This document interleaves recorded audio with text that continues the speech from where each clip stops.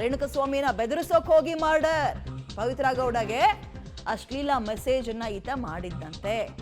ಈ ವಿಚಾರ ದರ್ಶನ್ಗೆ ಗೆಳತಿ ಪವಿತ್ರ ಗೌಡ ಹೇಳಿದ್ದಾರೆ. ಚಿತ್ರದುರ್ಗದಿಂದ ಆತನನ್ನ ಆಮೇಲೆ ಕರೆಸ್ತಾರೆ.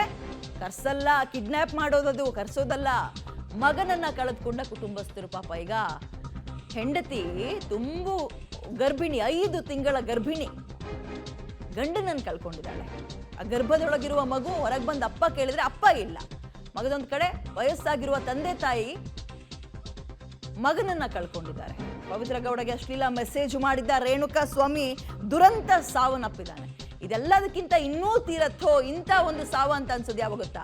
ಆತ ಅಪ್ಪಟ ಅಭಿಮಾನಿ ಅಂತೆ ದರ್ಶನ್ಗೆ, ಅಪ್ಪಟ ಅಭಿಮಾನಿ. ನಮ್ಮ ಅಣ್ಣ ಅತ್ತಿಗೆ ವಿಚಾರಕ್ಕೆ ಹೋಗ್ತೀಯಾ ನೀನು ಅಂತ ಶುರುವಾದ ಮೆಸೇಜು ತನ್ನ ಜೀವನೇ ಕಳೆದೋಗ್ಬಿಟ್ಟಿದೆ. ಅಣ್ಣ ಅತ್ತಿಗೆ ಸಂಬಂಧ ಉಳಿಸೋದಲ್ಲ, ತನ್ನ ಸಂಬಂಧವನ್ನೇ ಅಥವಾ ತನ್ನ ಸಂಸಾರವನ್ನೇ ಉಳಿಸ್ಕೊಳಕ್ಕಾಗಿಲ್ಲ, ಜೀವನೇ ಬಿಟ್ಬಿಟ್ಟಿದ್ದಾನೆ ಆತ.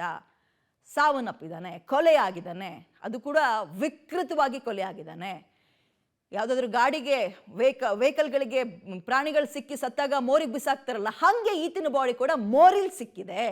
ಚಿತ್ರದುರ್ಗದಿಂದ ಇಲ್ಲಿಗೆ ಬಂದು ಸಾವನ್ನಪ್ಪೋದು, ಕಿಡ್ನಾಪ್ ಮಾಡಿ ಇಲ್ಲಿಗೆ ತಂದು ಇಲ್ಲಿ ಮನಸೋ ಇಚ್ಛೆ ಥಳಿಸಿ ಬಡ್ದು ಪಾಪ ಅವ್ರ ಅಪ್ಪ ಅಮ್ಮನ ಗೋಳಾಟ ನೋಡ್ಬಿಟ್ರೆ ವಯಸ್ಸಾಗಿರುವ ಜೀವಗಳು ಎಂಥವ್ರಿಗೂ ಕೂಡ ಇಡೀ ಶಾಪ ಹಾಕ್ಬಿಡ್ಬೇಕು ಇಡೀ ಟೀಮ್ ಮೇಲೆ ಅನ್ಸುತ್ತೆ.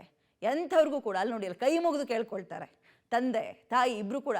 ಅವ್ರಿಗೆ ನೆನ್ನೆ ತನಕ ವಿಚಾರನೇ ಗೊತ್ತಿಲ್ಲ. ಪೊಲೀಸರು 1-2 ದಿನ ಬಂದಿಲ್ಲ ಮಗ, ಅಯ್ಯೋ ಗಂಡು ಮಗ ಅಲ್ವಾ ಬರ್ತಾನೆ ಬಿಡು ಅಂತ ಸುಮ್ಮನಾಗಿದ್ದಾರೆ ಅವರು ಕೂಡ, ತಂದೆ ತಾಯಿ.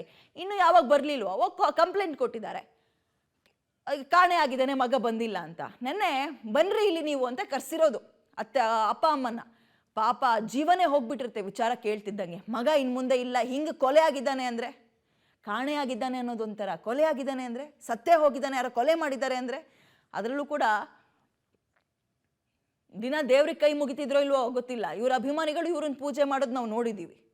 ಅಂತಹವ್ರ ಹತ್ರನೇ ಕೊಲೆಯಾಗಿ ಹೋಗಿದ್ದಾನೆ ಅಂದರೆ ಆ ಪುಣ್ಯಾತ್ಮ ಇನ್ನೆಂಥ ಒಂದು ಕೆಟ್ಟ ನಕ್ಷತ್ರದಲ್ಲಿ ಹುಟ್ಟಿದ್ರು ಏನೋ ಗೊತ್ತಿಲ್ಲ. ನಿಜಕ್ಕೂ ರೇಣುಕಸ್ವಾಮಿ ಮೃತ ವ್ಯಕ್ತಿ, ಗಮನಿಸ್ತಾ ಇದ್ದೀವಿ, ಅನ್ಯಾಯವಾಗಿ ಜೀವವನ್ನು ಕಳ್ಕೊಂಡಿದ್ದಾನೆ.